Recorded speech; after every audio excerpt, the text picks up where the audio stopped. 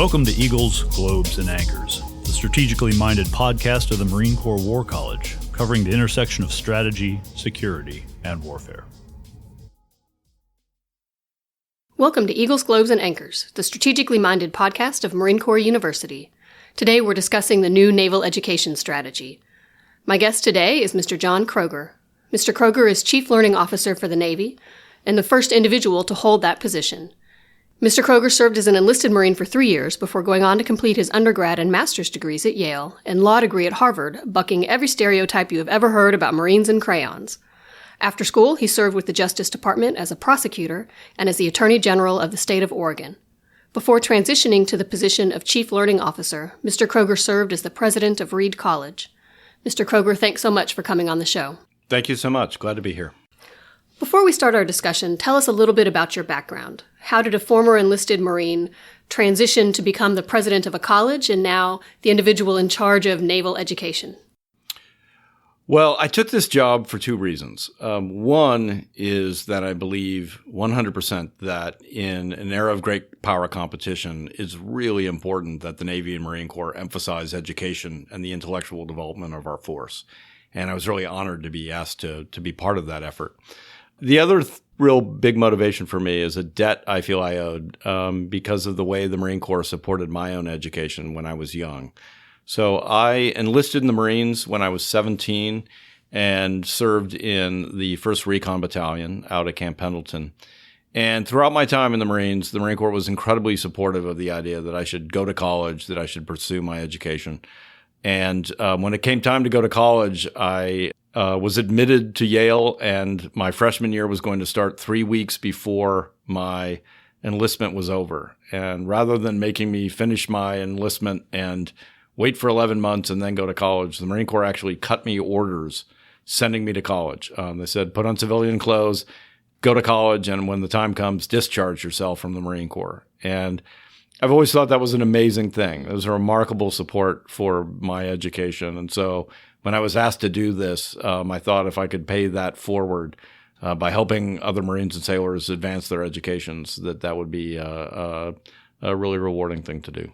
That's a remarkable story, and I think it speaks to the importance that monitors have on Marines' lives. And a different individual in that position could have sent you on a very different trajectory. That's exactly correct. When I think about Marines and sailors pursuing their education, I think it's always important to say they have two responsibilities. Yes, they have a responsibility to advance their own education, but Marines and sailors also have a responsibility to look out for the education of the people they supervise or command. I've always thought it was remarkable that my battalion sergeant major, my company CEO, really believed in education enough to support me when I was 17 or 18 and a Lance Corporal. And I'm hopeful that as we advance the education for Seapower effort, we'll have people in the community take responsibility for the Marines and sailors that they command and work really hard to try to advance the education of the people that they serve with. Absolutely. So your position was established as a result of the Education for Seapower initiative. The report came out December of 2018. And we had Captain Andrea Slough come on our podcast a few weeks ago to talk about some of the impetus behind the Naval Education Strategy. Of course, she came to Marine Corps University from the Secretary of the Navy's office, and we see her really as the first benefit of Education for Seapower, or E4S, as people talk about it in the field, because she's the first Navy captain we've had at Marine Corps University in roughly a decade. Briefly for our listeners, what is E4S looking to accomplish? It's more than just bringing a Navy captain to MCU. It's a lot more than that. Yeah. So the Education for Seapower study was really the first top-to-bottom review of education in the Navy and Marine Corps for 100 years.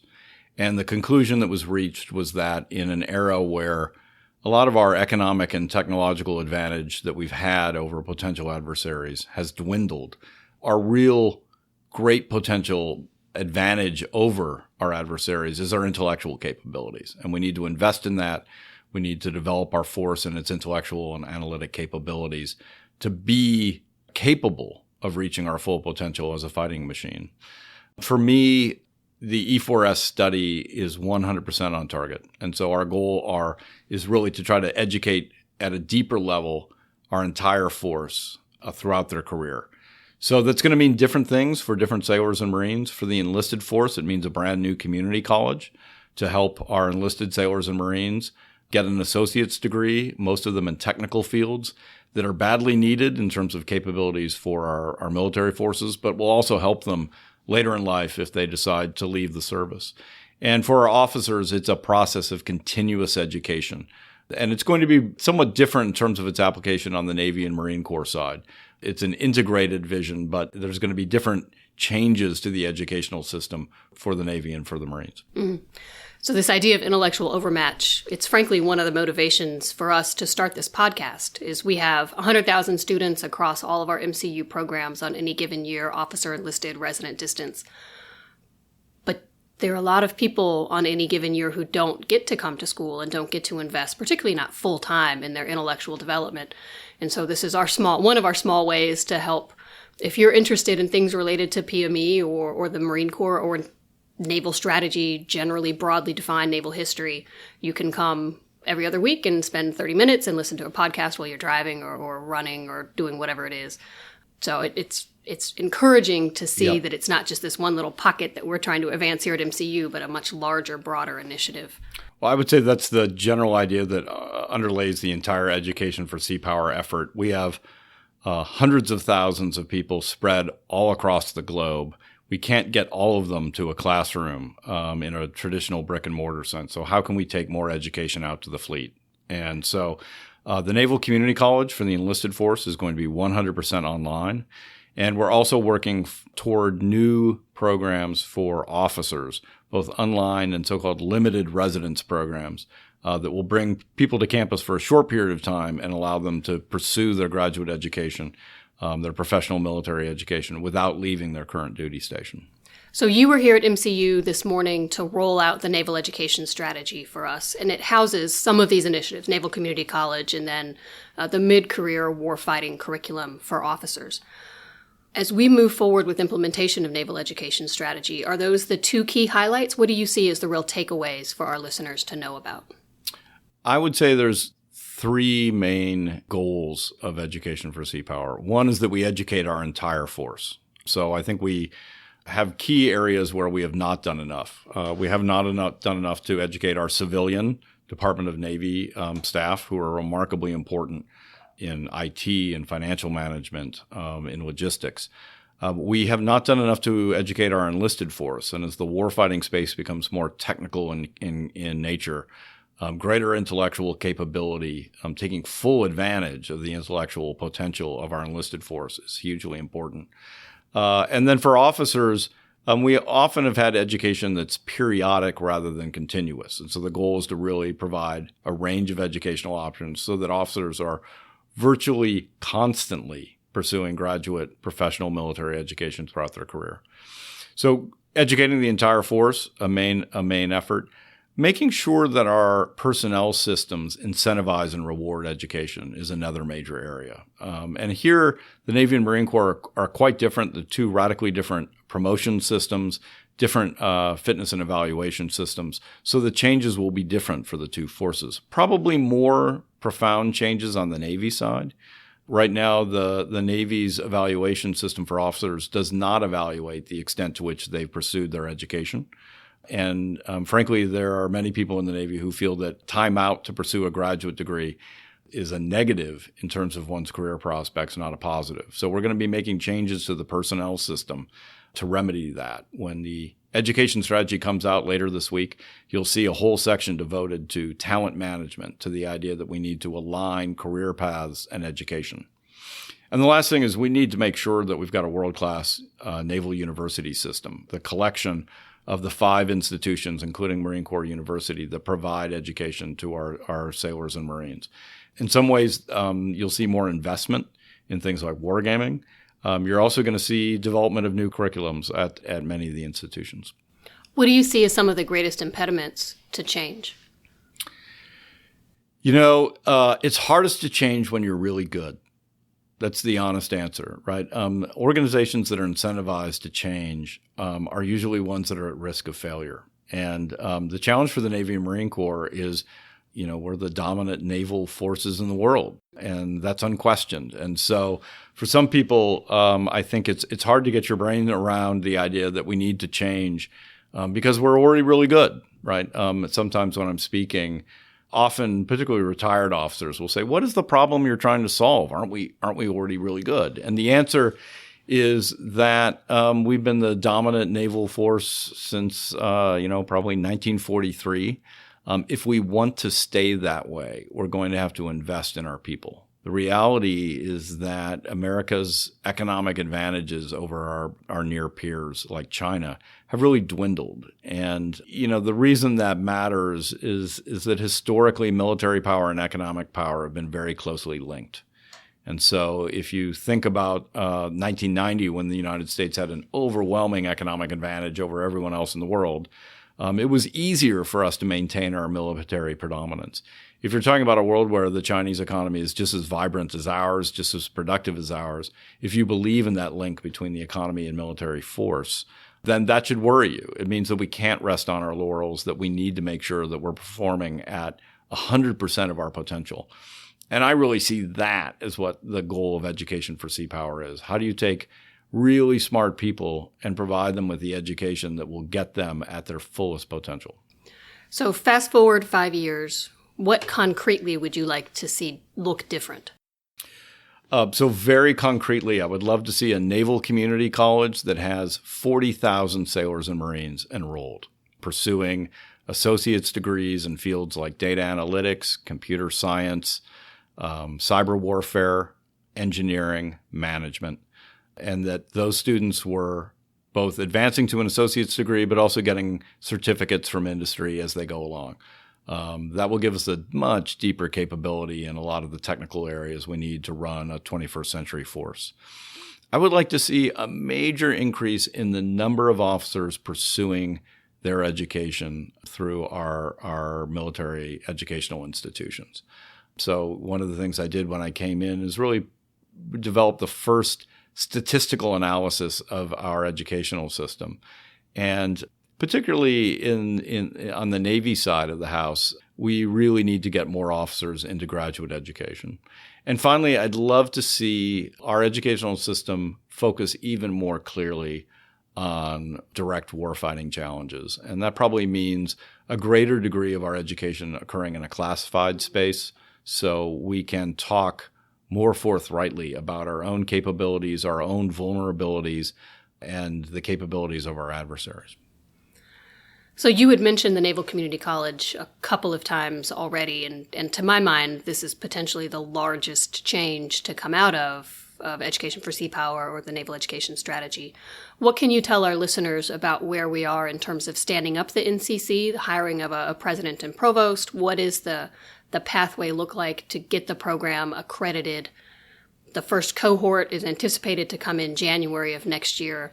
That's a very aggressive timeline. How is this moving forward to actually having students start their first classes? So I'm really excited about the pace we're moving. So I came into my job as Chief Learning Officer in October, and moving the community college forward is one of my highest priorities. So we've, during that time, identified our location. It's going to be located here at Quantico alongside Marine Corps University. And Marine Corps leadership has been very helpful in helping us identify the space and start identifying IT capabilities and things like that we need to succeed. We've done a first operational plan for how the community college will work. We put out a request for information to our civilian higher education partners to start talking with them about delivery of education through our community college. So our current plan is to deliver roughly 95% of the actual coursework through civilian universities. And so we've been building that partnership. And actually, later this week, have an industry day we're holding at the Naval Academy, meeting with about 70 different civilian universities who want to participate in the community college. We are, as we speak, in the process of hiring a president and provost. I'm actually, right after this podcast, going to drive back to the Pentagon because I have an interview with one of our candidates, and appreciate your leadership in interviewing the semifinalists for that role. And so we hope to have a president in place by March. We'll start identifying concretely what civilian universities we're going to partner with by issuing an RFP probably in April. We're working with the Marine Corps and the Navy to identify the first cohort of students that will go through. And we're currently on track to have people enrolled in the pilot project to show how this will work in January of 2021. So we're moving at what would be a fast pace even in the private sector. It's pretty rewarding. Yeah. And being located here in Virginia, ultimately the NCC will be accredited through the Southern Association of Colleges and Schools, the same folks who accredit us here at MCU. I assume so. Yeah, we've intentionally left accrediting decisions open until we hire a president. One of the main things I believe is you hire the right people and then you give them responsibility and authority to chart the course. And so I really want them to take leadership and ownership over the design of the community college. I would presume, our goal is a fully accredited community college that will pursue regional accreditation. But as you know, the accreditation world is changing as we speak. So we'll leave some potential leeway to pursue another course. Mm-hmm. So another key to success for this strategy, in my mind anyway, is better connecting PME and talent management. How would you like to see this relationship change in the coming years to ensure that we've got the best of the service teaching in the classrooms and the best of the service engaged in learning, and then going on to positions that can benefit from their time in education? The main thing I would say is that our personnel system has to really reward people for pursuing their education. And it's interesting, the Commandant in his planning guidance talked about the end of consequence-free education. What he really means is that we're going to reward the people who work really hard in their schools with greater responsibility and quicker promotion. And I think that's fantastic. It's an example of what we need to do generally in our personnel system, which is make sure that people are not just supported pursuing their education, but rewarded for it, so that we're aligning professional ambition with education. Significant changes on the Navy side, probably less profound on the Marine Corps side, because of the changes the Marine Corps made to require more education from the officer corps 20 years ago. But overall, I would say the goal is to make sure that we're using our education system wisely. We're targeting education at the right people, and then they're rewarded for that hard work. I do think part of that is focusing on the career paths of people who are taking time out from their operational career to be educators. It is somewhat notorious that it's not always the best career move to take time out to teach, particularly in the Navy. The Education for Seapower report identified this concern that if you take time out to teach at the Naval Academy or the Naval Postgraduate School, it's viewed as time away from your operational role and a negative when it comes time to promotion. And we need to make sure that our very best people are taking time in the classroom. I always think about the great leaders of the Navy in World War II. Admiral King and Admiral Nimitz both spent multiple tours as teachers, viewed it as essential. Admiral Nimitz later said that the most valuable and important part of his career was his time as an ROTC instructor at Berkeley. I think it can be incredibly rewarding for people's intellectual development to take time off to teach the next generation. And we need to make sure that the career paths of our officers who are teaching, or our senior NCOs who are taking time off to teach in an NCO academy, are protected in their career and rewarded for that rather than punished. So for our listeners who want to lean into their professional education, not necessarily in a schoolhouse environment, but anyone who's listening to this show, what topics do you recommend they explore?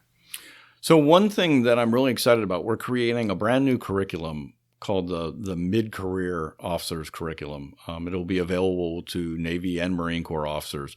It's going to have online courses in roughly 20 fields directly linked to one's professional development, to your warfighting capability. And I can't wait for that. We're already working on the curriculum. I can't wait for that to be out there, because I think it'll be a great vehicle for officers to pursue their professional military education, regardless of where they are across the globe. Sometime in the next year? We literally are putting together the working group and the planning as we speak. We're going to probably focus on 3 to 5 classes to get it up and running. And how quickly we can do that, I'm not sure. It'd be lovely to have something up this year, at least as a test course. But we're not quite there yet in the planning process. The other thing is I'm a huge believer in the power of reading for intellectual development. I would say, despite the fact that I've had a fantastic education, I think the greatest education I've received is just by being a lifelong learner. I read every day. It's inconceivable to me that I would have a day that would go by without reading. And being a very active reader, I always think about not just reading a book passively, but reading it aggressively. I take a lot of notes in books. I try to synthesize what I'm reading. I'll very often wind up writing a short article or a short essay about whatever I'm reading at the time to try to pull together what I'm reading and process it so I'm getting full intellectual advantage out of it. I think for me, military history is the single most important thing our officers can be reading. I think that while there are new things that are surprising, you can learn so much by focusing on campaigns in the past, particularly World War II and the Falklands War, 2 great areas for people to focus. So one of our faculty members, Jim Lacey, had a book come out in the last year, maybe even 6 months, called Washington's War, about the grand strategic national policy level decision-making, mostly in Washington, but also with our allies during World War II. So if you haven't read that book yet, I commend it to you. Fantastic. It is phenomenal. But the last question is, this is our standard question we ask all of our guests, tailor written for you, though. What are you reading right now that our speakers should know about? I usually read somewhere between 3 to 5 books simultaneously. One of the books I'm reading right now is the official United Kingdom history of the Falklands War. And I have to say, it's not my favorite book on the Falklands. Sandy Woodward, the commander of the task force that liberated the Falklands, has written a book called 100 Days, which is a remarkable account of what it's like to lead an expedition like that. The reason I think the Falklands is so interesting, it's our only real naval full-fledged combat in the missile age. And you can learn quite a bit, even though it's an earlier level of technology, learn a lot about the real vulnerability of naval vessels in a naval era. The other is the focus on logistics. It's remarkable that the campaign was really focused on logistics because they were operating, 8,000 nautical miles away from home ports in the UK to the Falklands. And so it wasn't a case that you imagined a strategy and then built the logistics around it. You determined what the logistical possibilities were and then let that dictate the strategy. And I think that's really useful for the United States to think about as we talk about, the possibility of warfare on, expeditionary frontiers that are 6,000, 8,000, 10,000 nautical miles away from the U.S. So, Mr. Kroger, thank you so much for coming on the show. To keep up with the good work of Marine Corps University, follow us on social media at Marine Corps U. Thanks to our producer, Jen Padgett-Howell, our show manager, Captain Matt Brewer, and the Marine Corps University Foundation for their support. I'm your host, Becky Johnson. Thank you for listening to Eagles, Globes, and Anchors, the strategically minded, innovative podcast of Marine Corps University. This concludes the EGA podcast. Thank you for joining us. The views expressed in this podcast reflect those of the speakers and do not necessarily reflect the views, policies, or positions of the United States Marine Corps or the Department of Defense. You can follow the Marine Corps War College on Twitter, Instagram, and Facebook at McWar College. And as always, our podcast music is Stuck in Traffic by Rivero. Have a great day.